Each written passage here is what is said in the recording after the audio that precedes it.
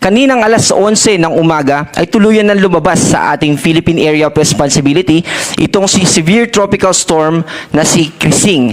At sa kasalukuyan ay patuloy pa itong lumalayo sa ating bansa. Ito ay nasa 335 kilometers west ng Itbayat, Batanes. At meron itong lakas ng hangin malapit sa mata ng bagyo na 100 kilometers per hour at may gustiness o pabigla-biglang lakas ng hangin na umaabot ng 125 kilometers per hour. Ito ay generally nagmumove pa northwest sa bilis na 25 kilometers per hour. Pero hindi ibig sabihin na palayo na ito sa ating bansa ay wala na itong magiging epekto. Kung mapapansin natin dito sa latest satellite image natin, yung cloud, yung extension ng mga kaulapan nitong si Bagyong Krising ay umaabot pa rin dito sa western part ng Luzon. At bukod dyan sa mga kaulapan na yan, yung southwest monsoon o yung habagat ay nagdadala rin ng mga kaulapan at ito ay nakakaapekto sa malaking bahagi ng southern Luzon at ganoon din sa western Visayas at kasama yung northern Mindanao, Zamboanga Peninsula at yung Caraga region.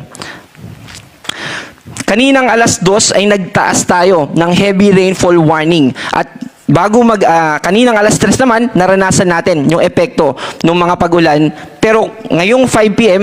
ay patuloy na nakataas sa yellow yung mga probinsya natin dito sa Zambales, sa Pampanga, Bataan, Bulacan, Rizal, Metro Manila, Cavite, Batangas. At para naman sa ating weather advisory, ito yung mga pagulan na may kinalaman sa isang buong araw.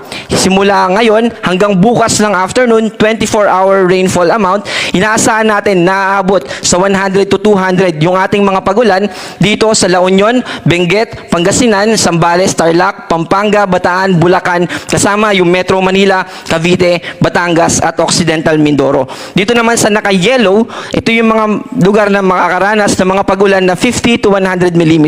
Again, yung yellow na color, ibig sabihin yan ay posible yung mga localized floodings or yung mga lugar lang o yung tinatawag natin na flash floods. At dito naman sa orange, posible yung multiple na mga pagbaha sa isang city o isang region.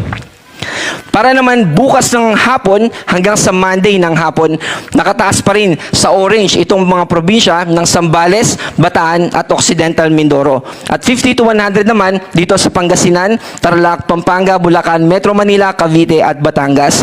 Kasama yung Oriental Mindoro, Romblon, Aklan at Antique. Nakikita natin yung improvement ng weather as compared dun sa forecast natin ngayon hanggang bukas at sa bukas naman hanggang sa Monday.